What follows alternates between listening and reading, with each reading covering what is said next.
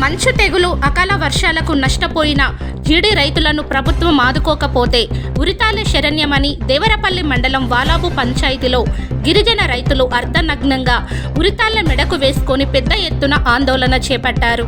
వీరికి మద్దతుగా వ్యవసాయ కార్మిక సంఘం జిల్లా ప్రధాన కార్యదర్శి డి వెంకన్న, గిరిజన సంఘం జిల్లా ఉపాధ్యక్షులు బిటి దొర పాల్గొన్నారు.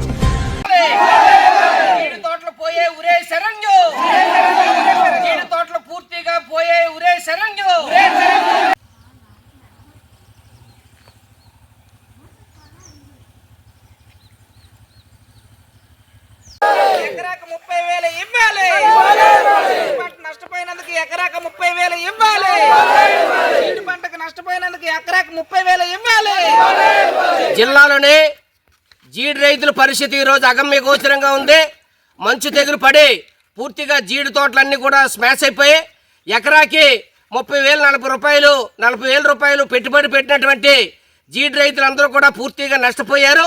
ఈ ప్రభుత్వం జీడి రైతులకి ఎకరాకి 30,000 రూపాయలు నష్టపరిహారం ఇచ్చి జీడి రైతులు పూర్తిగా ఆదుకోకపోతే ఈరోజు ఉరే శరణ్యం అని చెప్పేసి జీడి రైతులందరూ కూడా దేవరాపల్లి మండలంలో పెద్ద ఎత్తున ఆందోళన వృతాలు వేసుకొని నిరసన తెలియజేయడం జరుగుతూ ఉంది.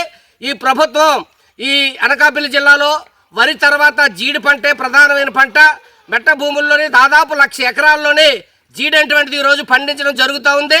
అటువంటి జీడిని ఈ ప్రభుత్వం ఈకేవే చేయకుండా, ఈరోజు ఇన్సూరెన్స్ చేయకుండా, ఈరోజు గాలికి వదిలేసి గిరిజన రైతులు మీ సాగు మీరు సవండి అని చెప్పేసి వదిలేటువంటి జరిగింది. ఇది అత్యంత దుర్మార్గమైనటువంటి చర్య. కాబట్టి జీడి రైతులు అలో రామచంద్ర అని చెప్పేసి ఈరోజు ఏడుస్తూ ఉన్నారు. ఈరోజు నక్కపల్లి చంద్రబాబు నాయుడు గారు సిఎల్ ఈరోజు RSL nipple metal steel plant ఈరోజు ప్రారంభోత్సవానికి వస్తూ ఉన్నారు. నిప్పులు ఏదైతే ఆర్ఎస్ఎల్ మెటల్ స్టీల్ ప్లాంట్ ఉందో ఈరోజు మెటల్ స్టీల్ ప్లాంట్కి ఉత్సాహం చూపిస్తూ ఉన్నారు. ఈ జిల్లాలోనే లక్షల మంది జీడి రైతులు పంటలు పోయి అలో రామచంద్రాన్ని ఏడుస్తూ ఉంటే ఈరోజు మెటల్ని కార్పొరేట్ సంస్థలు మీరు నెత్తినెట్టుకొని మోస్తూ ఉన్నారు. అక్కడ విశాఖపట్నం స్టీల్ ప్లాంట్ నిర్వీర్యం చేస్తూ ఉన్నారు. ఇక్కడ ప్రైవేట్ స్టీల్ ప్లాంట్ కోసం మీరు తహతహలాడి మీ ఉద్యోగాలు ఉపాధాలు కల్పిస్తామని చెప్పేసి అక్కడ నిర్వాసితుల్ని కనీస సౌకర్యాలు కల్పించుకుంటా భూములు లాక్కొని బలవంతంగా వాళ్ళకేమో ఆ విధంగా మీరు చేయడం జరుగుతూ ఉంది. మేము స్టీల్ ప్లాంట్లకు వ్యతిరేకం కాదు, మీ భూమి పూజకు వ్యతిరేకం కాదు. ఈ జిల్లాలో ఉన్నటువంటి జీడి రైతుల యొక్క పరిస్థితిని అర్థం చేసుకోండి.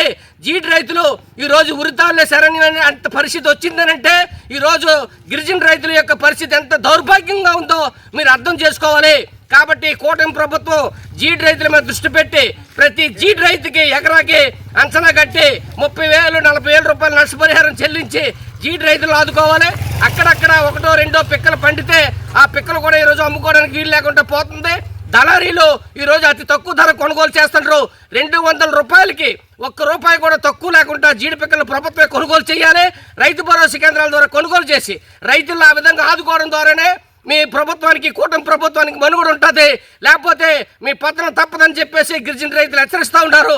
దీన్ని అర్థం చేసుకుని ఈ జిల్లాలో ఉన్నటువంటి జీడి రైతులు దాదాపు 6 నెలల పాటు జీడి పంట మీద ఆధారపడి తుప్పలు తీసి ఎరువులేసి పురుగు మందులు వేసి విత్తనాలు వేసి అనేకటువంటి కష్టాలు పడినటువంటి జీడి రైతులకి ప్రభుత్వం ఆదుకోవాలని చెప్పేసి మేము వ్యవసాయ కార్మిక సంఘం గిరిజన సంఘాలుగా ప్రభుత్వాన్ని డిమాండ్ చేస్తూ ఉంటాం.